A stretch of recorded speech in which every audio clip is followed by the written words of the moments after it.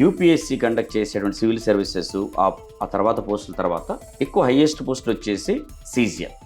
ఈ సీజీఎల్ అంటే degree level ఉన్నటువంటి combined graduate level examination. Pay level 8 నుంచి పే లెవెల్ 4 దాకా డిఫరెంట్ లెవెల్ చేస్తారు. ఎస్ఎస్సి ఎగ్జామినేషన్స్కి నార్త్ ఇండియాలో చాలా ఎక్కువగా క్రేజ్గా ఉంటుంది. సౌత్ ఇండియాలో బ్యాంక్ ఎగ్జామినేషన్స్కి ఎక్కువగా క్రేజ్ చూపిస్తారు. సీజీఎల్ పోస్ట్ అనేది చాలా మంచి పోస్టులు, సాలరీ ఎక్కువ ఉంటుంది, మంచి స్థాయికి వెళ్ళేటువంటి పోస్టులు, పై దాకా వెళ్ళొచ్చు.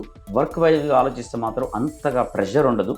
5 day వీకే ఉంటాయి చాలా వరకు ఎక్కువ సందర్భాల్లో. ఇంటర్వ్యూస్ లేవు. టైర్ 1 అనేది ప్రిలిమినరీ ఎగ్జామినేషన్. టైర్ 2లో వచ్చిన మార్కులను బేస్ చేసుకుని మాత్రమే ఫైనల్ సెలక్షన్ ఉంటుంది. అవసరం ఉన్న పోస్టులకి టైర్ 1, టైర్ 2, ఫిజికల్ స్టాండర్డ్స్, తర్వాత డాక్యుమెంట్ వెరిఫికేషన్ ఇదా ఉంటుంది.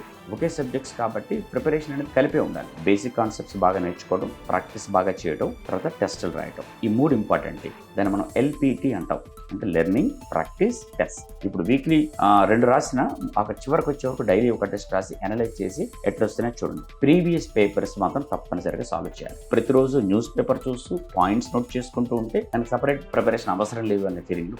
చాలా మంది అంటారు ఏఐ టూల్స్ వాడటం, చాట్ జీపీటీ వాడి తీసుకుంటాం. చాట్ జీపీటీకి ప్రిపరేషన్కి సజెషన్స్ అడిగితే ఇస్తుంది. నాకు ఈ క్వశ్చన్ ఇవ్వండి అంటే చాలా వాటిని నోటీస్ చేయండి, కొన్నిసార్లు రాంగ్ ఆన్సర్స్ వస్తాయి. So don't depend on AI tools. మీకు 90% వచ్చిందా లేకపోతే 40% వచ్చిందా మీ డిగ్రీలో అనేది ఎవరు చూడరు. ఇక్కడ మీరు పాస్ అయ్యారా, ఎలిజిబిలిటీ ఉందా లేదా చూస్తారు. ఇక్కడ ఎవరు ఎఫర్ట్స్ బాగా పెట్టి ఎగ్జామినేషన్ సరిగ్గా ప్రిపేర్ అవుతారు, ఈ టైంని యూటిలైజ్ చేసుకుంటారు, వాళ్ళే సక్సెస్ అండి.